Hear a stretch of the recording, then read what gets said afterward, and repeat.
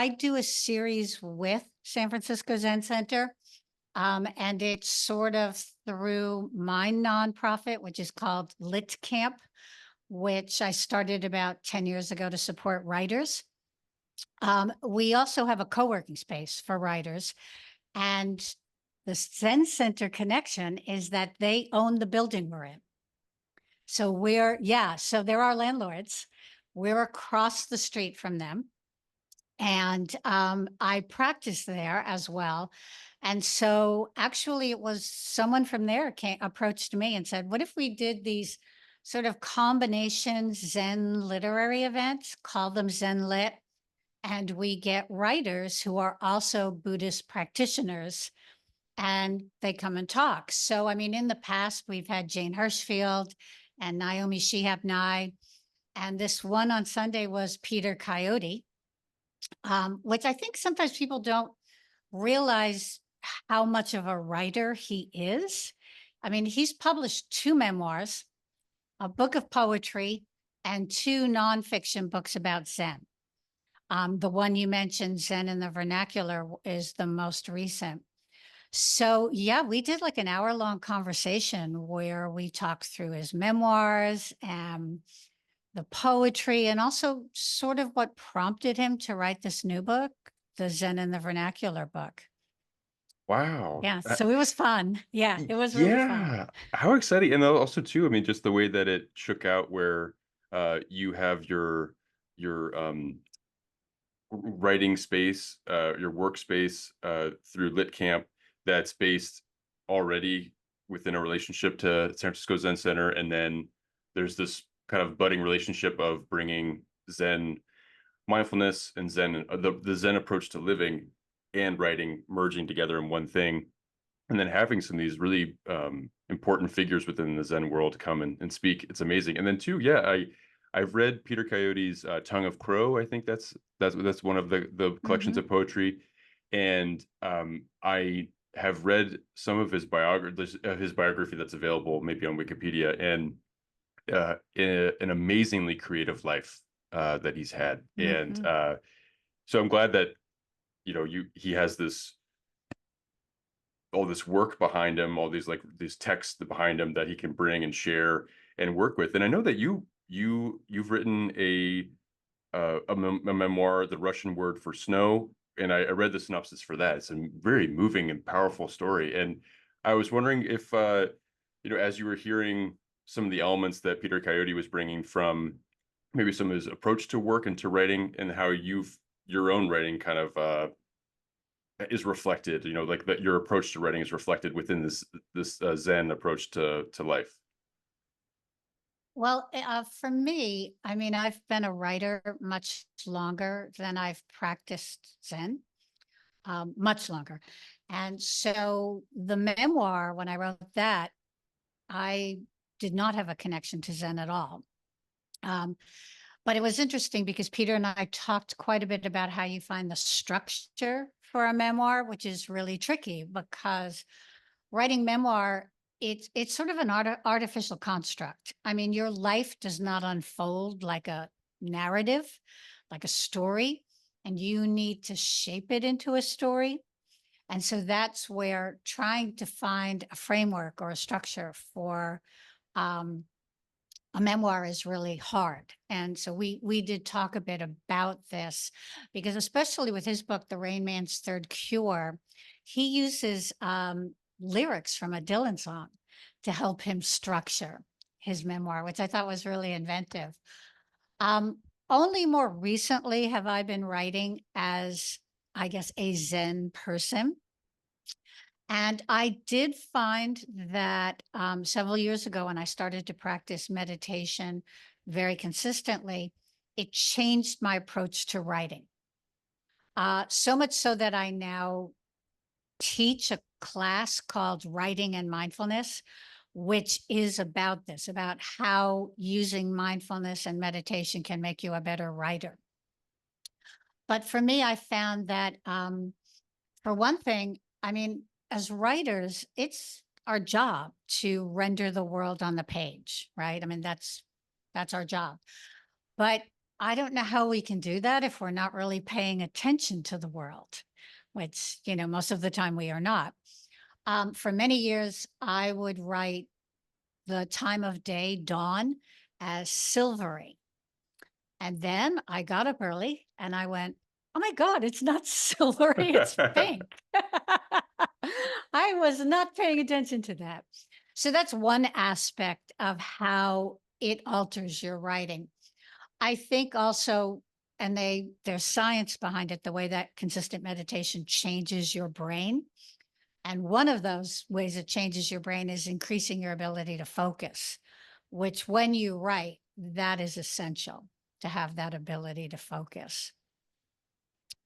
Wow. And then you also like have a great deal of like travel writing, and I was wondering if like this mindful approach, have you done some travel as you've kind of been developing this mindful approach, and how has that kind of impacted the way that you render the world on the page, and how you observe the world as you go about exploring it?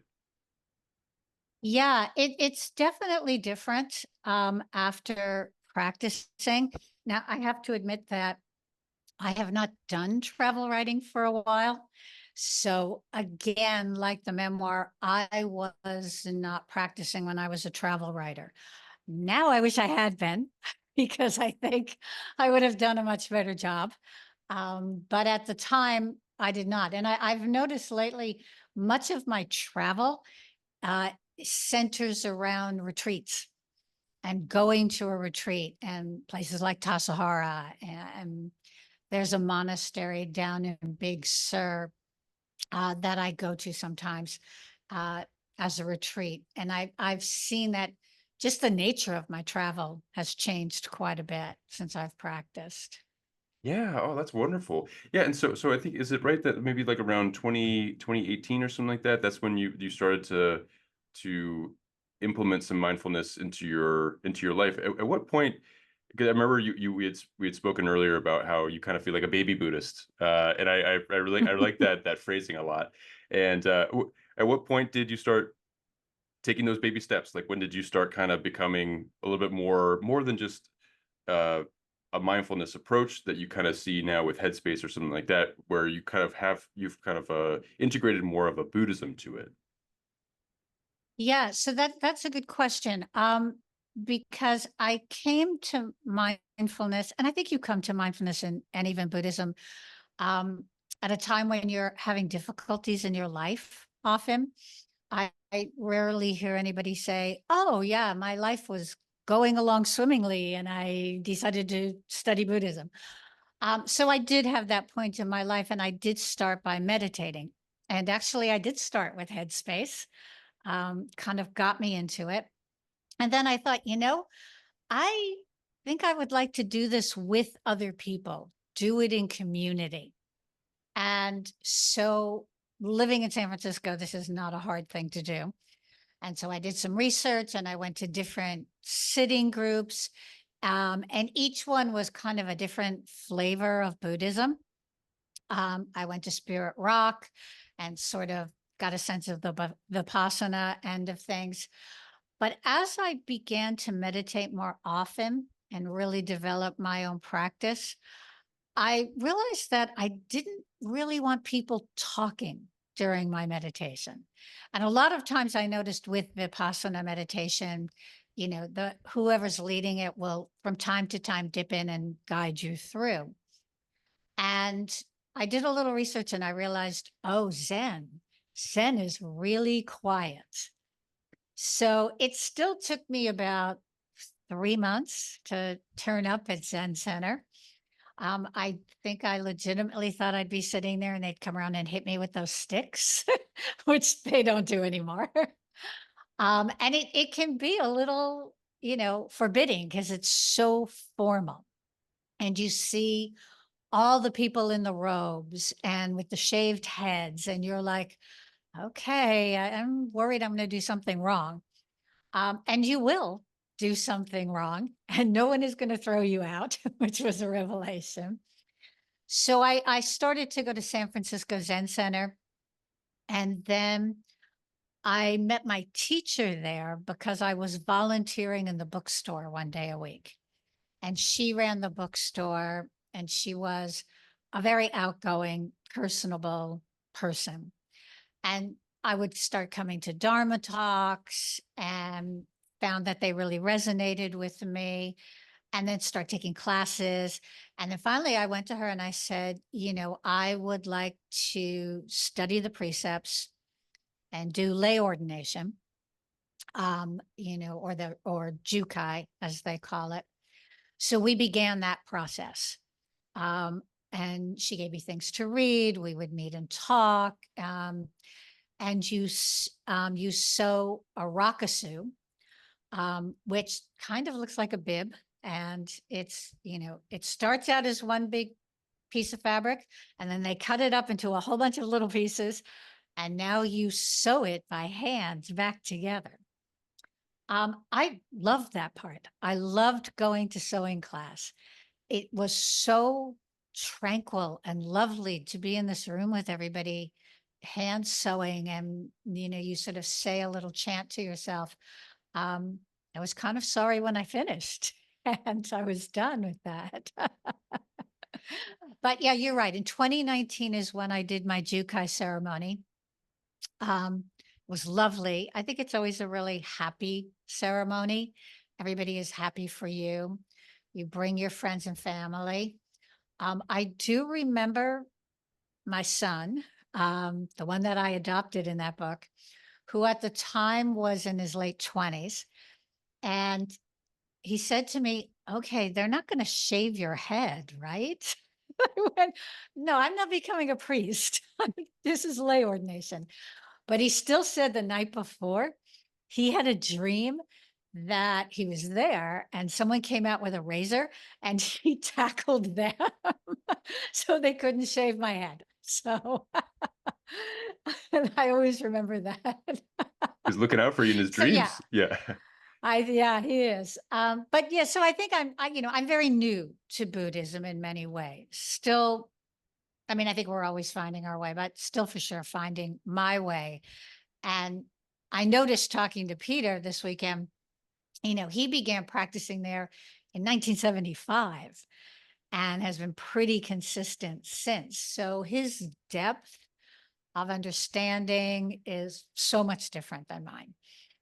Yeah, well, congratulations on just even for yourself being able to recognize that that next step of lay ordination was important to you and that you took it.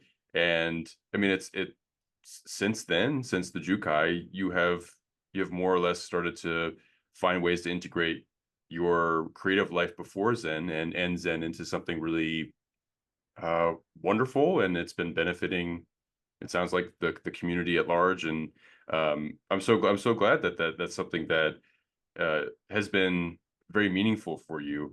And yeah, like I've never done the rakusa, right? Is rakusa? Rakusu. Rakusu, sorry. I have not done that. But I know that there are these, like, there's like a chant that you say as you stitch, and then there are maybe you put like your Dharma name in the middle or something like that. Is there like a message that you put for yourself in there? Well, actually, your teacher does it. So Mm. you do the whole thing and you sew a piece of silk on the back, and then you give it to your teacher. You don't see it again until the Jukai ceremony. Your teacher chooses a Dharma name for you.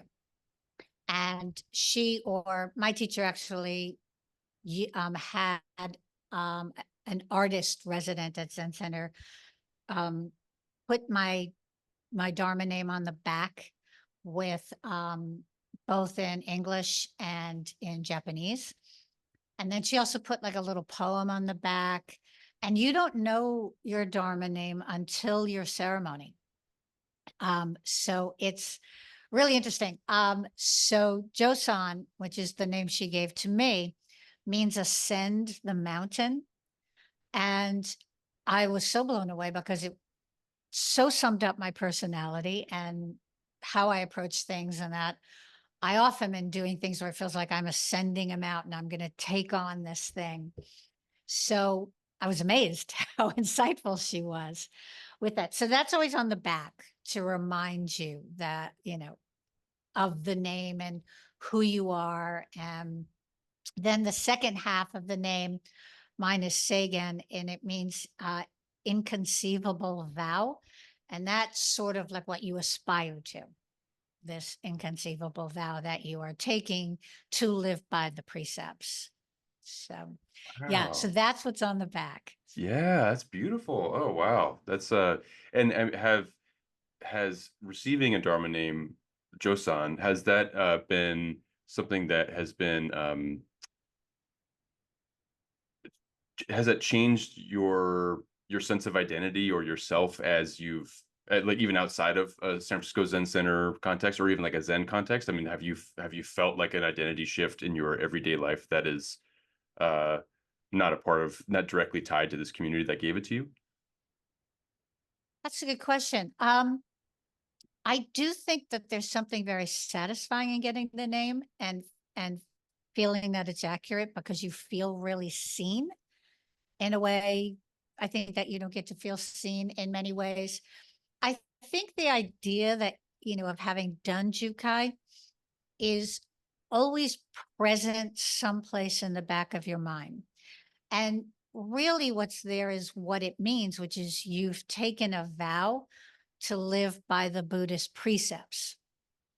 Um, and so that is always there, and it's supposed to kind of always be there in the back of your mind and directing your actions. But I feel like the precepts differ from like what we think of as the 10 commandments that you are supposed to live by because they are intentions. They're less rules and more intentions. And they are things, like um, my favorite, don't misuse sexuality is one of them. But there's also, do not lie, do not steal, do not put other people down to elevate yourself. I mean, they are just a very good way to aspire to live. And I think that's what stays with you, ideally more than that you got this Dharma name.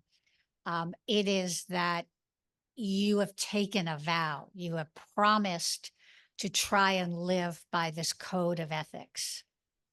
Yeah, I've seen like some precepts like the various temples throughout the country have written out, and I really appreciate you having this perspective on it, where it's not necessarily rules in the way that there is a, should you violate it, there's this punishment, and this is the way that it should be held as like a law. It's more so something of a list of intentions, and of course those intentions are made full well with the consequence that is likely detrimental to your path, but also just to your place in society or your place in the sangha. If you were to violate the precept, there's a chance that there's suffering could result, or even on in your own way, you are violating something that you had promised to yourself. So, and I could absolutely see that, where it becomes something that is more or less spelled out. And I grew up in San Francisco. I grew up in America, and yeah, there's like this the Christian framework that's around society, where there are these rules, and then of course there are the rules that govern the city and county of San Francisco. But it's there aren't these kind of intention things that I was getting in my life when I was moving forward through it. And so to have, as someone that is more or less grown, to have something as a guiding framework for how I really could live and not necessarily what to not do. It's kind of Right. cool, it's really important. Wow, that's really wonderful. And then as you've been pursuing this lay ordination, or as you have pursued lay ordination, and now you have that experience. I mean, are Dharma talks something that you can give, or is that something that you are in the stages of kind of developing, or not? I would not be at a stage to do Dharma talks. I have done a talk which is called the Way Seeking Mind talk. And those are really interesting, and anyone who's practicing can do it. And you basically talk about what led you to Buddhism. you talk about that path, your own history, how it evolved, when you began. And so I did do one of those Dharma talks. It was an interesting experience because like I teach a lot. So, and I've published a couple of books. So I go on book tour. So I'm used to speaking in front of people, but I was very, very nervous about this talk. And I think it's because it was so personal. I mean, it's such a personal, a way seeking mind talk is a very personal talk. Um, and so I think that made me nervous about doing it. Um, but, it was also, I did it in front of my community. It was at Zen Center. It's people that I knew I had been practicing with. I had done sesshin, the 7-day silent sit with. So I also felt very supported by everybody in the room while I gave that talk. In a way, I don't think I've ever felt supported by any other group of people I've appeared in front of. And that was a really lovely thing to have that. So the closest thing I do now that I guess to a Dharma talk would be teaching these writing and mindfulness courses, which I do for San Francisco Zen Center, and I also do for Esalen about twice a year. And they're kind of for everybody. They're for people who who maybe identify as writers. They're also for people who identify as meditators, and also people who maybe want to identify as one or the other. But that is where I feel comfortable sharing what I know because I'm approaching it through the lens of my writing, which I have done for so much longer, and I feel like I have earned the right to do that. Whereas on the Buddhist end, as I said, baby Buddhist, still earning the right to give a Dharma talk. Yeah. Yeah, and that makes sense where you have so much life experience with being a creative in that way, and like that's where that you can apply the most knowledge or most wisdom into a community, and yet you do get to do that even still within a Zen community. But I understand that feeling, and I'm really glad that you had that experience with the way of seeking that special talk that you gave, Way where seeking mind. way Yeah. seeking mind, Way where seeking mind. you had that experience of feeling very supported, uh, and that being different than other times you've done some public speaking, and it's interesting too because you've written at least one memoir, and you've written travel experiences, you've written things from a personal standpoint, and you've also, I mean, to give somebody a novel and then to deal with the emotional, like, well, I just spent a lot of time and energy on this, and you've done that multiple times, and the rejection, the claim, all those things that happen, all those surging emotions, it's a lot of like personal weight that happens with your creative work, and then here you are sharing something that's personal to you, and it's really difficult.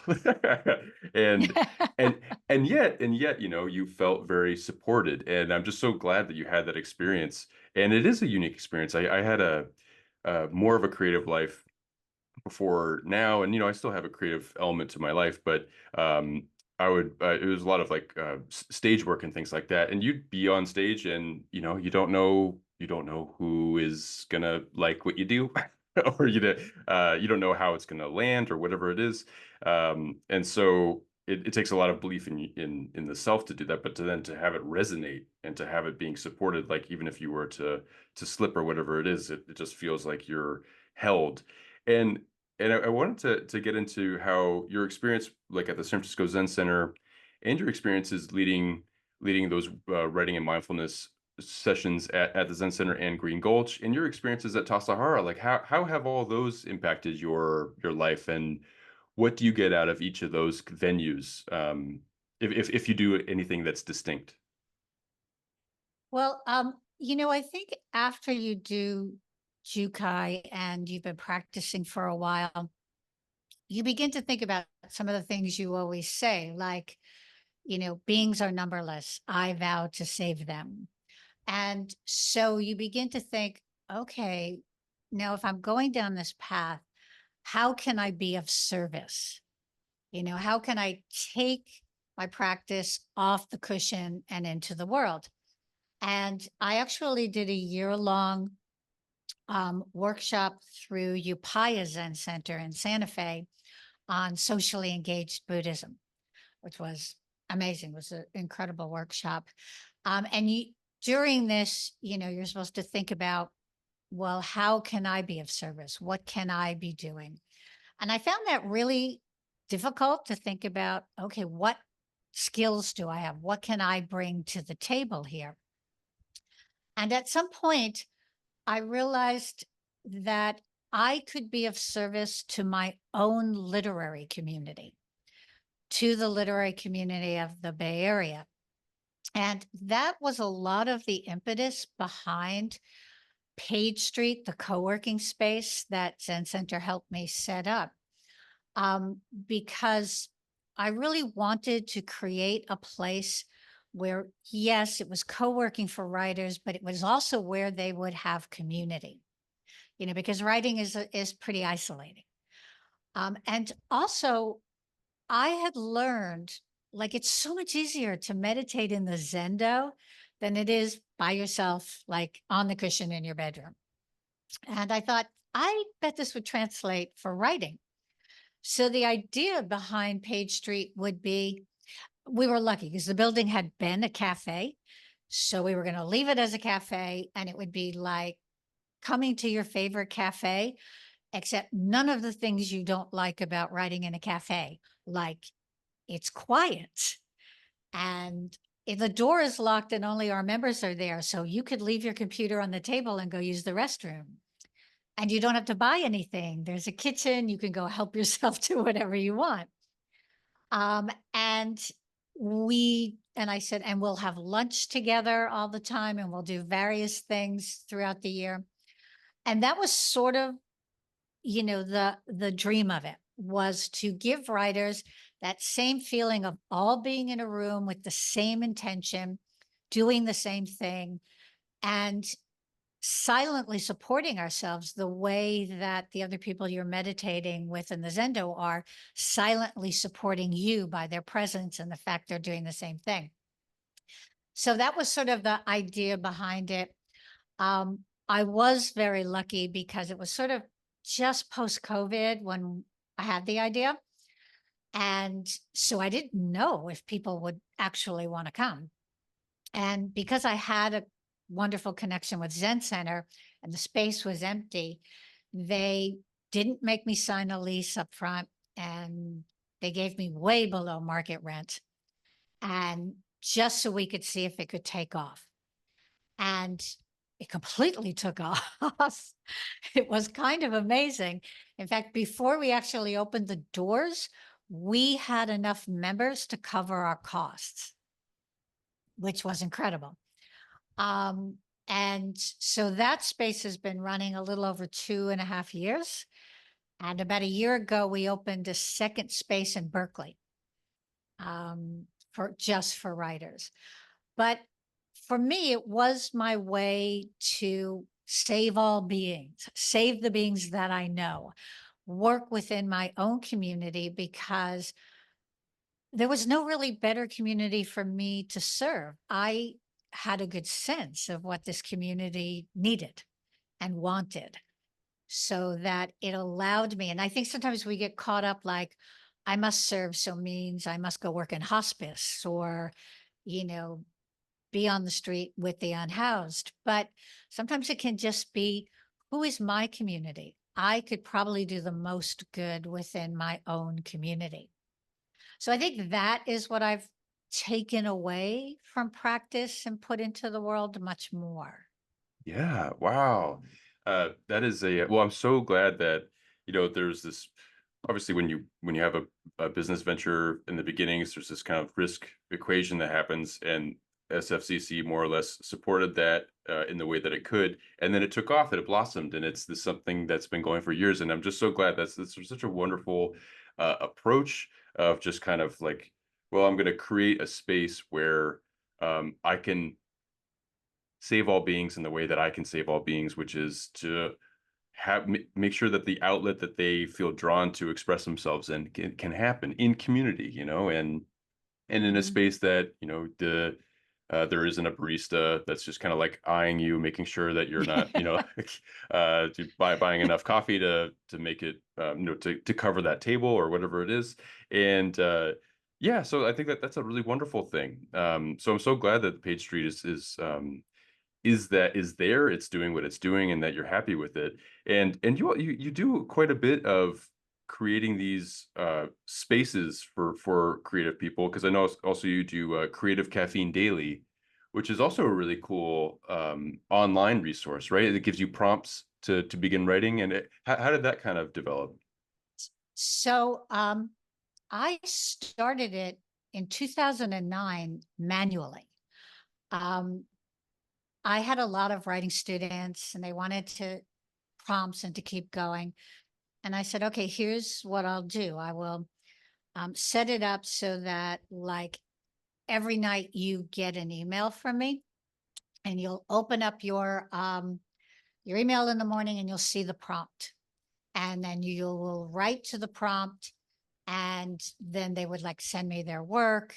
And then after a while, I paired them with other people and they would send their work to a partner. So they would get a prompt Monday through Friday first, to use first thing in the morning, and a partner for the week where you would exchange work and just comment on each other's work. And it largely it grew out of the idea that I have that um, writing first thing in the morning closest to the dream state is really valuable. And there's actual science behind this. Like when you first wake up, your brain is more flexible and more able to make connections between two things. And I think that ability to make connections between things is kind of at the basis of creativity. And I personally, whenever I'm on a first draft of a book, I write 10 minutes every morning into that book, the next scene, the next thing I'm going to do. And it's always free writing.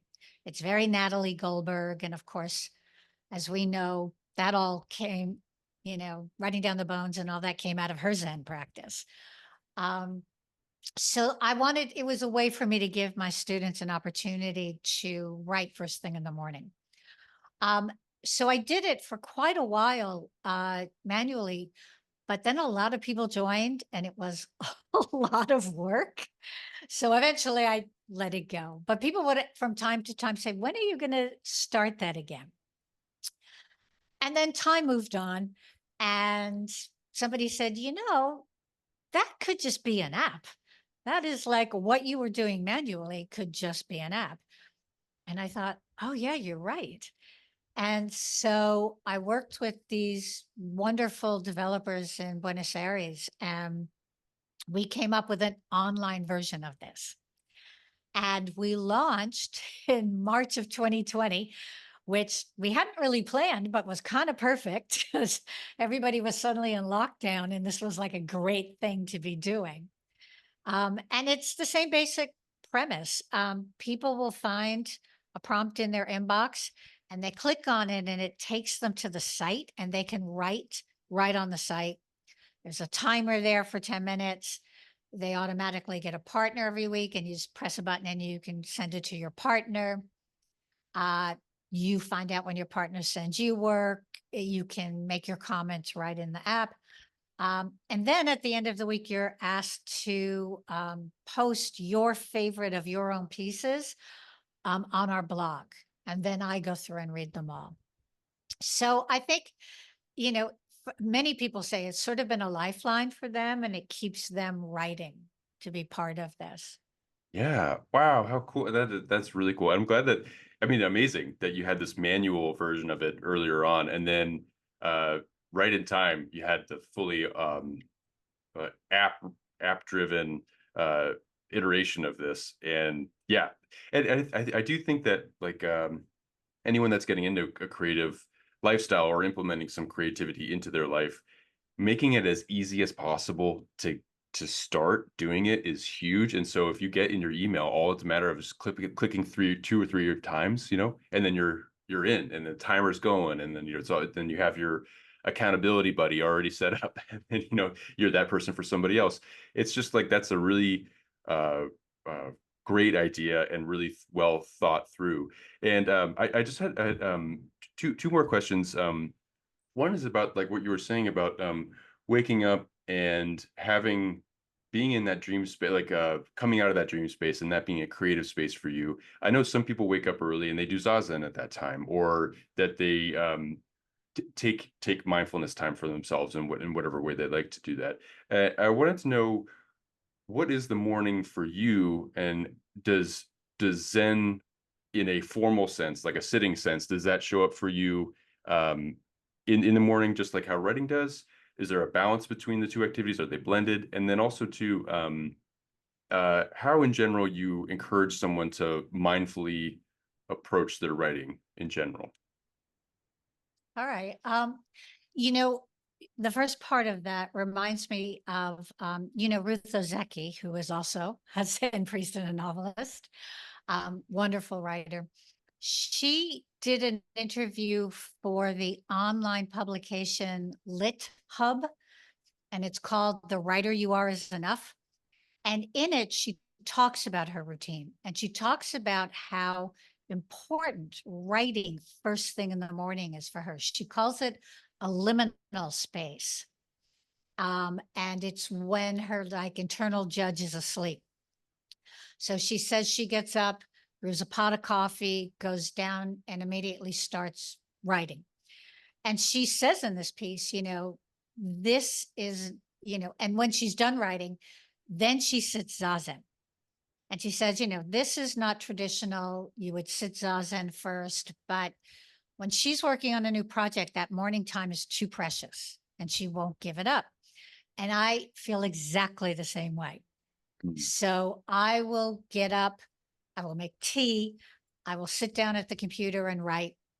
And then when I'm done, I will sit zazen afterwards.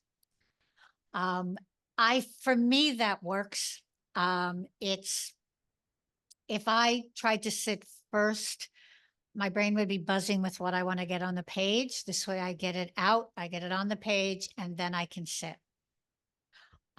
So I sort of follow what I think of as the Ruth Ozeki model, which, you could have way worse models than Ruth Ozeki. So I think that's very important to me. Remind me of the second part of the Oh, just question. like in like because I know you teach a course on it, but like how do you encourage someone to have a mindful approach to their writing? Like, is there breath work that's involved, or is it more just is it too much to kind of get into in a short amount of time? But just if there's anything that you would encourage someone if they're trying to have a more mindful approach to writing. Yes, there's a couple things that we do. From the mindfulness point of view, I suggest people go out and do a mindful walk. It does not have to be in nature, it could be anywhere. You go out and just observe. And the key to doing that is to try to observe non judgmentally, which of course is almost impossible because evolution has hardwired us to either want to go towards something or away from something, or maybe we're neutral, but we're not very comfortable in that neutral place.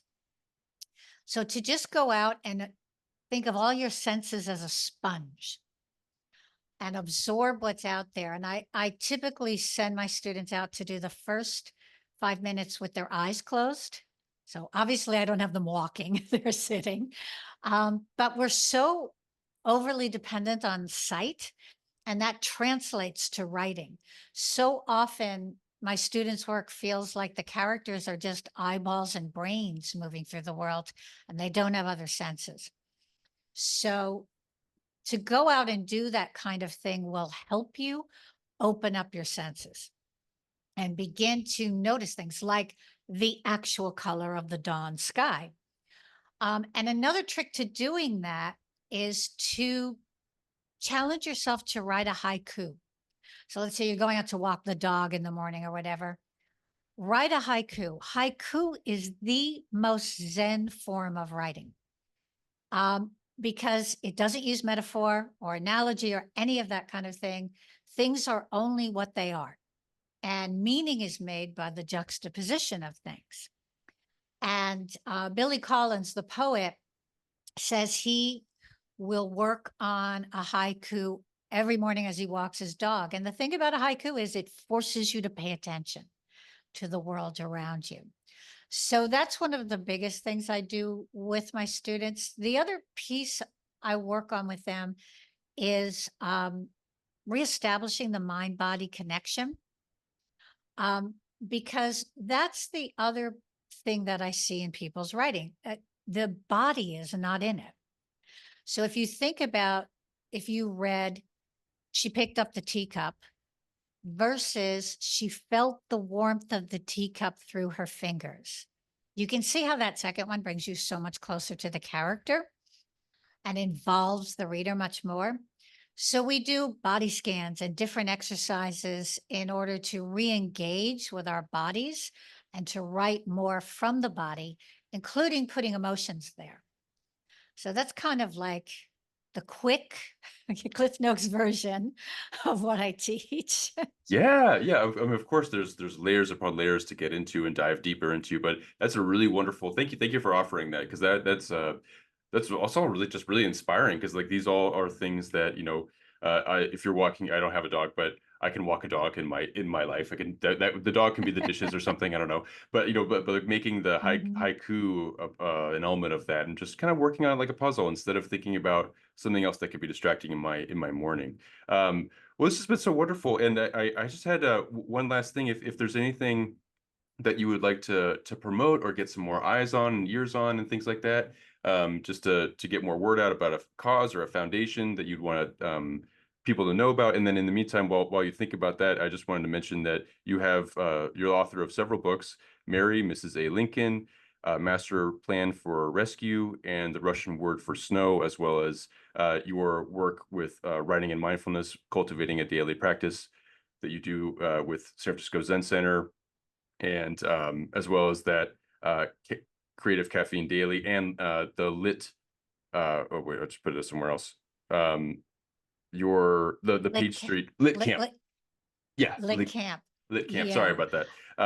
Yeah. that's So okay. yeah, if there's anything that you'd like to share to get more attention towards, I'd love to I'm, hear it. I mean, for writers, writers looking for community, whether they're in the Bay Area or not, you might want to look at litcamp.writers.org, our website, because we do writing retreats, we do conferences, we offer online classes sometimes.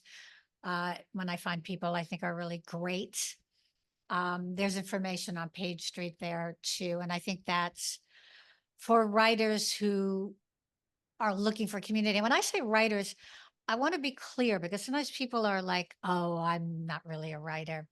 Okay, you decide if you're a writer. Okay, somebody else typically decides if you get to be an author, but you can decide if you're a writer. So I do want to encourage people to think of themselves as writers and go from there. So yeah, I mean, if they may want to look there, and just as places to practice Zen, I think Upaya Zen Center in Santa Fe is incredible. It's one of the few run by a woman, Joan Halifax, and you can take classes online or in person.